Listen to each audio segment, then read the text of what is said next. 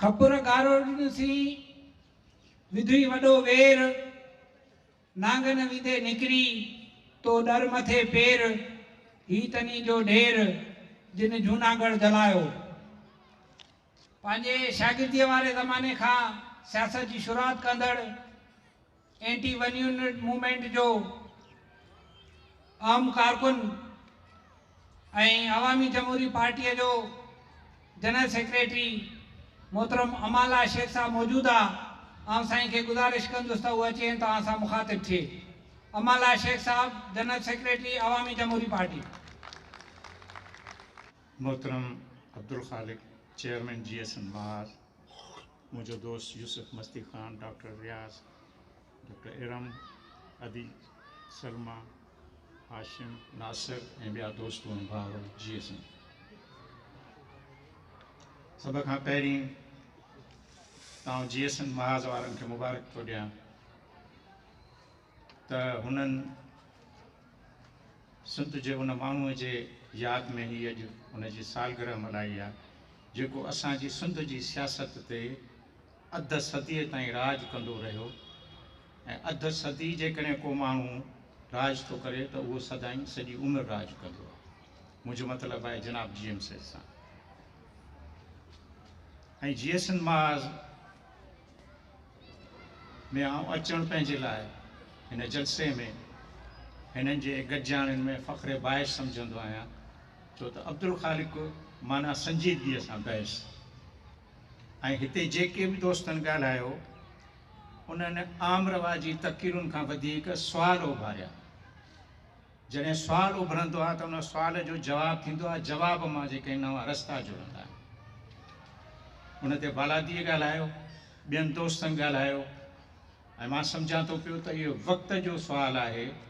ऐं मां सदाईं पंहिंजे तक़रीरुनि में चवंदो ईंदो आहियां त जेसिताईं तव्हां GM सेठ खे 21वीं सदीअ जे आईने में नथा ॾिसो पिया, GM सेठ खे आइन 21वीं सदीअ जे रूह में नथा ॾिसो पिया, रिविज़िट नथा कयो पिया, त तव्हां GM सेठ सां बेवाजिबी था कयो। ऐं उहा बेवाजिबी वाकई हले थी पई।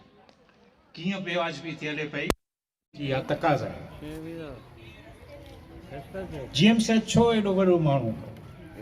मां तव्हां सां हिकिड़ी ॻाल्हि शेयर थो कयां पियो त दुनिया में फ़िलासफ़र मुफ़क्किर हमेशह पंहिंजी ॻाल्हि जेका आहे ॿिनि सिटुनि में हिक सिट में कंदा आहिनि ऐं उहो जेको आहे फ़िक्र ऐं फ़लसफ़ो हलंदो आहे। तव्हां अरिस्तो खां थी वियो, सुकरात खां थी वियो, अफ़लातून खां थी वियो, उन्हनि पंहिंजी ॻाल्हि जेका आहे साॻियुनि लफ़्ज़नि में या सिटुनि में कई। मसलन मां 16वीं सदीअ जो यूरोप ॾे थो अचां पियो। 16वीं सदीअ यूरोप में वॾे में वॾो हिकिड़ो फ़िलसुफ़ समायो जंहिंजो नालो हो डेकार्ट। डेकार्ट सिर्फ़ु हिकिड़ी ॿ सिटूं चयूं, I think therefore I am, मां सोचियो उन जे करे मां आहियां। उतां दरवाज़ा जेके आहिनि खुलिया। अञा और ते था अचूं पिया। कार्ल मार्क्स जेको अॼु बि साम्राज्य सरमाएदार तबक़नि में अॼु बि ख़ौफ़ जी अलामत आहे, उन सिर्फ़ु हिकिड़ो लफ़्ज़ चयो त दुनिया खे सम्झण जी ॻाल्हि त सभिनी कई आहे, पर दुनिया खे सही डगर ते कीअं हलाइजे, इहो वॾे में वॾी जेका आहे सा कामयाबी आहे। ऐं उहा कामयाबी तव्हां ॾिठी त पहिरियों दफ़ो रूस में थी। रूस में जेको इनकलाब आयो, जीअं हिते हिकिड़े दोस्त नासिर या कंहिं ॻाल्हि कई त वाकई रूस जी उहा सोसाइटी कोन हुई, पर उते हिकिड़ी मुनज़िम पार्टी हुई जंहिं महसूसु करे वरितो त हाणे इनकलाब जे लाइ हिते राहूं साज़गार हिन इनकलाब अची वियो। असल लेनिन चयो, जंहिंजे करे अॼु ताईं लेनिन खे मशरिक़ जो जेको आहे फ़िलासफ़र या मशरिक़ जो इनकलाबी सम्झियो वेंदो आहे। लेनिन चयो त जेका मार्क्स जे ज़हन में ॻाल्हि कोन्हे, त लेनिन चयो त जेसिताईं तव्हां क़ौमी मसइले खे, क़ौमुनि जे मसइले खे हल नथा कयो पिया, तेसिताईं जेको आहे मुस्तक़िल इनकलाब ईंदो ई कोन। लेनिन खां पोइ तव्हां अचो ग्रामची थो अचे पियो। ग्रामची जे बारे में तमामु घटि दोस्तनि ॿुधो हूंदो। ग्रामची उहो माण्हू हो जंहिं लेनिन जे खां ॻाल्हि मुख़्तलिफ़ कई।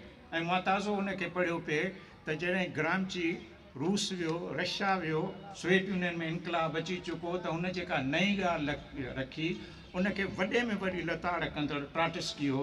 पर ट्राटस्की बि पंहिंजी जाइ ते हुन ॻाल्हि इहा कई त असांजो दानेश्वर तबको जेको आहे उन दानेश्वरनि जी दानेश्वरी कीअं थी थिए पई।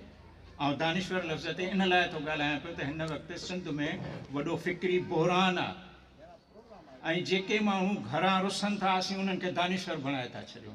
हुन ॿ दानेश्वरनि जा क़िस्म चया आहिनि, हिकिड़ा जेके आहिनि से रियासती दानेश्वर थींदा आहिनि, ॿिया जेके आहिनि माण्हुनि जा दानेश्वर थींदा आहिनि।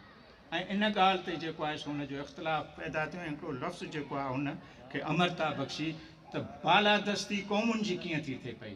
बालादस्त तबका जेके आहिनि से छाकाणि त इटलीअ जो रहाको इटलीअ में उन ज़माने में वॾे में वॾो क़ौमी सवाल हो, उन क़ौमी सवाल जे हवाले सां नफ़्स शुनास हो, हुन उहा ॻाल्हि कई त न हर हिकु मुल्क जूं हर हिकु ख़िते जूं पंहिंजूं हालतूं हुजनि थियूं।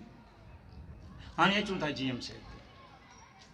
जीएम सेत जी साराह में सभु को ॻाल्हाईंदो, मां बि ॻाल्हाईंदुमि, पर जीएम सेत खे कहिड़ी शइ हुई जंहिं अमरता बख़्शी, जीअं मां चवां थो पियो त लेनिन मार्क्स जीएम सेत सिर्फ़ु हिकिड़ी ॻाल्हि कई जेका अज़हर मिनल शम्स आहे त सिंध ऐं सिंधी हिकिड़ी क़ौम आहिनि, सिंध हिकिड़ो वतन आहे।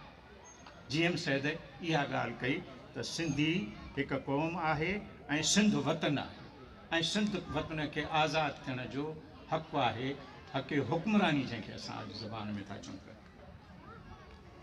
हाणे जीएसएन क़ौमी तहरीक आख़िर एॾी वॾी सोच सम्झ रखण खां पोइ बि जेका आहे बायफर्केट छो थी आहे, बायफर्केट नेचुरली थींदियूं शयूं, इनखे बट नेचुरल चइबो आहे।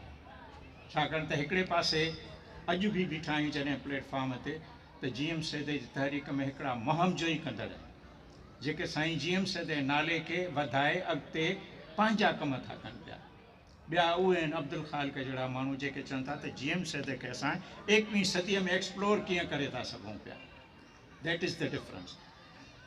हाणे इन सॼे फ़िक्री बहिरान मां लफ़्ज़ फ़िक्री बहिरान थो चवां पियो, उन फ़िक्री बहिरान ते तफ़सील सां ॻाल्हाइण जी ज़रूरत आहे त आख़िर इहो फ़िक्री बहिरान छो पैदा थियो आहे। फ़िक्री बहिरान इन करे पैदा थियो आहे त 89 खां पोइ after the downfall of the Soviet Union जे टुटण खां पोइ असां वटि फ़िक्री बहिरान इन लाइ पैदा थियो त जेके अक़ीदतमंद सोशलिस्ट हुया, जेके अक़ीदतमंद कम्यूनिस्ट हुआ, उन्हनि भाॼ खाधी, किन मस्जिदनि में पनाह वरिती, किन मंदरनि में पनाह वरिती, के सूफ़ी वञी थिया, पर ईअं न चयूं त सोशलिज़म खे 21वीं सदीअ में कीअं विज़िट करे थो सघिजे पियो।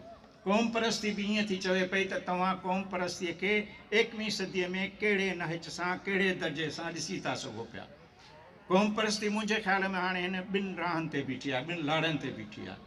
हिकिड़ी क़ौम परस्ती उहा आहे जेका हुब्बुल वतनी जे बुनियाद ते आहे, जे हासे ते आहे मूं मारू मञिया, इहा हुब्बुल वतनी आहे। ॿी क़ौम परस्ती जेका जदीद क़ौम परस्ती आहे उहा तव्हांजी जेसिताईं हिते समाज ज़रई समाज खां ट्रांसफॉर्मेशन काया पलट जेका इंडस्ट्री जी नथी थिए तेसिताईं तव्हांजी उहा जदीद क़ौम परस्ती कतई कोन थी वधी सघे पई। माफ़ु कजो जेकॾहिं क़ौम परस्ती तव्हां चओ था पिया त आउं क़ौम परस्त आहियां, पर असां अंदर में ज़ात परस्त आहियूं, अंदर में असीं ज़ात परस्त आहियूं। असां हुन ज़ात परस्तीअ खे तेसिताईं ख़तमु ई नथा करे सघूं पिया जेसिताईं हीउ ज़रई समाज जंहिंखे जागीरदाराना समाज था चओ पिया, इन जी काया पलट नथी थिए पई। अंग्रेज़ी में हुनखे चइबो आहे ट्रांसफॉर्मेशन नथी थिए।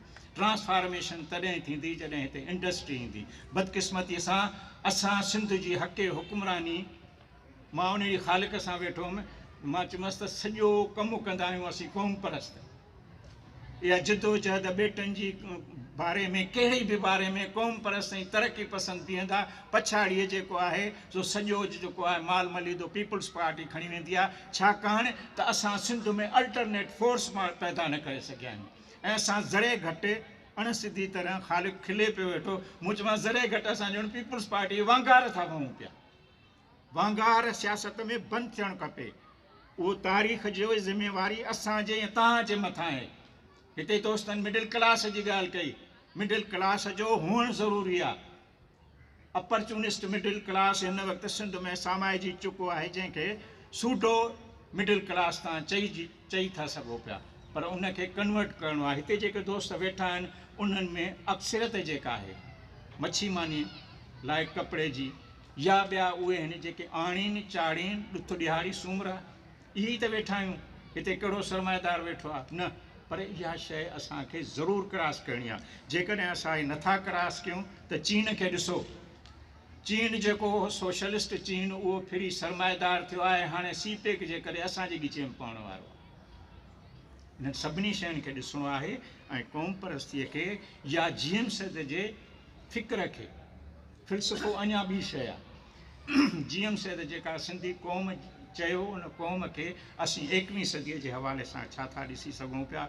ऐं हिकिड़ी शइ तव्हांखे चई ऐं मोकिलायां थो पियो त सिंध जो वाहिदु आहे सिंध जी हक़े हुक्मरानी। सिंध जी हक़े हुक्मरानी जेका आहे तव्हां ऐं असांजो वसु आहे, कंहिं ॿी सियासी जमायत जो वसु ई कोन्हे का। ऐं पीपल्स पार्टी जे लाइ इहो ई थो चवां त उहे पाण में रदो बदल कोन था आणनि, पाण में रिविजन कोन था अचनि। तारीख़ उन्हनि जे लाइ ख़तरनाक फ़ैसिलो सादर करण वारी आहे। उहो जेको ख़ाल आहे, उन ख़ाल भरण जी अहलियत तव्हां में ऐं असां में आहे। रुॻो जड़िजी पऊं। ऐं ॿी ॻाल्हि त असां इतिहाद सां ई अॻिते वधी था सघूं। मां अकेले सिर केॾी बि वॾी पार्टी चवां, मुंहिंजी वॾी पार्टी आहे, कुझु कोन थी करे सघे अकेले सिर न। जेसिताईं हिन मुल्क में गॾियल इतिहाद असां न ठाहींदासीं तेसिताईं असां मुतबादिल कुवत बणिजी नथा सघूं पिया। तव्हांजी महिरबानी। Thank you so kind.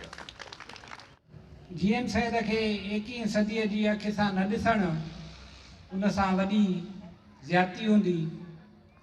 असांखे सियासत में मुतबादिल तौर थी अचणो पवंदो। इहो मोहतरम अमाला शेख साहब